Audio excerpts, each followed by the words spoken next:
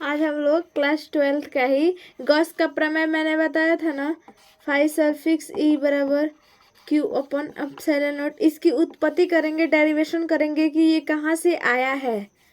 तो चलिए करते हैं, वीडियो में आगे बढ़ते हैं। इसी के साथ आप लोग अगर वीडियो पसंद है तो लाइक करिएगा।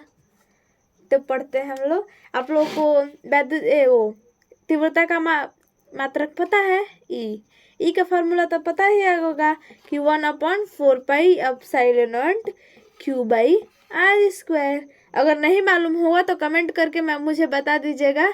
मैं आप लोग को ये कैसे आया है, कहाँ से आया है, डेरिवेशन प्रूफ जैसे भी होगा मैं करके आपको बता दूंगी। इसको हम लोग पहले समीकरण मान लेते हैं। और वैद्युत फ्लक्स का समीकरण तो आप लोग जानते ही हैं, मैंने कल बताया था कि डी फाई सरफिक्स ई बराबर E D A cos theta. अगर आप लोग इसको चाहेंगे ना, इसको, तो अगर मैं यहाँ पे लिख देती हूँ वेक्टर के फॉर्म में अगर डॉट करके लिखेंगे ना तो आपको हो जाएगा। अगर कॉस थीटा नहीं लिखना चाहते हैं तो अगर वेक्टर हटाएंगे जस्ट तो यहाँ पे कॉस थीटा आ जाएगा। तो हम लोग वेक्टर हटा के किए हैं यहाँ पे। तो ये है समीकरण सेकेंड। तो समीकरण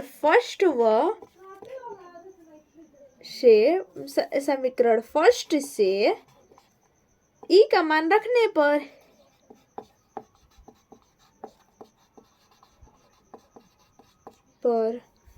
तो ई का मान कितना है, ये है ना, तो यहाँ पे ई का मान रख देंगे। तो D phi suffix E equal 1/4 pi epsilon not Q by are square है ना यहाँ पे।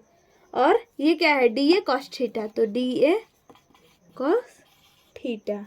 तो D suffix equal 1/4 pi epsilon not Q I into D A cos theta by are square. आप लोग को पता है कि मैं ये किस चीज़ का फॉर्मूला है, मालूम है कि यहाँ पर भूल गए? मैंने पढ़ाया था ना घनकोण, ये घनकोण का ही फॉर्मूला है। तो घनकोण डायरेक्ट हम लोग डालेंगे। आशा होगी कि इतना हम लोग मेरे साथ ही आप लोग लिखते चलिए एंड पेन और कॉपी साथ में लेके बैठा कीजिए। ये नहीं कि बाद में, या फिर अगर समझना है तो बस समझ लीजिए और बाद में नोट कर लीजिएगा। मैं इतना इरेज करती हूँ। इतना हम इरेज कर दिए। इरेज करने के बाद क्या लिखा था मैंने, D suffix equal 1/4 pi epsilon not Q और into D A cos theta by are square. ये घनकोण का फॉर्मूला है। तो यहाँ पे हम लोग direct D suffix equal 1/4 pi epsilon not into Q, और इसको क्या लिख सकते हैं, डी ओमेगा। घनकोण का क्या होता है, डी ओमेगा।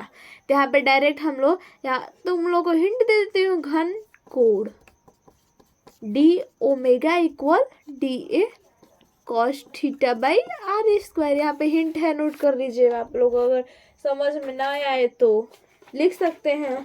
तब संपूर्ण पृष्ठ से गुजरने वाले वैद्युत फ्लक्स ज्ञात करते हैं।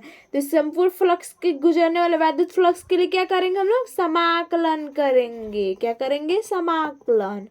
तो इसमें समाकलन किस किस होगा, डी ओमेगा का होगा, Q by 4 pi epsilon not. तो ऐसे ही हम लोग लिख देंगे। और डी ओमेगा क्या क्या करेंगे, समाकलन। तो इसका तो फाई सरफिक्स ई होगा, डी तो छोटा मान था, तो बड़ा मान की समाकलन करने के लिए क्या करते हैं, बड़ा मान। तो 1/4 pi epsilon not into Q था, तो मैं यहाँ पे क्यू लिख दी हूँ यहाँ पे। और इसका डी ओमेगा समाकलन करेंगे तो अब बताइए वृत्त का क्षेत्र परिधि कितना होता है, 2 पाई, मतलब 2 हाँ, वृत्त का परिधि मतलब वृत्त का ही हम लोग अगर समाकलन करेंगे तो क्या होता है, पाई आर स्क्वायर। डी ओमेगा का क्या होगा, यहाँ पे मैं डायरेक्ट लिख देती हूँ। आप लोगों को समाकलन अगर नहीं आ रहा होगा तो बाद में बोल दीजिएगा, मैं करके दिखा दूंगी। डायरेक्ट 4 पाई, यहाँ पे हिंट लिख देती हूँ, डी ओमेगा के समाकलन इक्वल 4 पाई। यहाँ से मैंने 4 पाई लिख दिया। तो यहाँ से 4 पाई से 4 पाई कैंसिल, तो फाई सफिक्स ई बराबर क्यू अपॉन एप्सिलॉन नॉट। समझ में आया?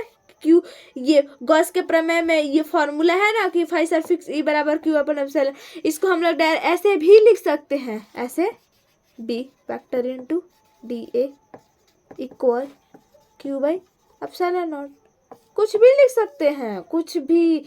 मतलब एग्जाम में ऐसे ना देकर फाई सफिक्स ई ना देकर ऐसा दे दिया जाए तो फार्मूला तो एक ही रहेगा। तो आप लोग ध्यान दीजिएगा कि एक ही फार्मूला रहे। और वीडियो पसंद आए तो शेयर जरूर कीजिएगा और सब्सक्राइब भी साथ में।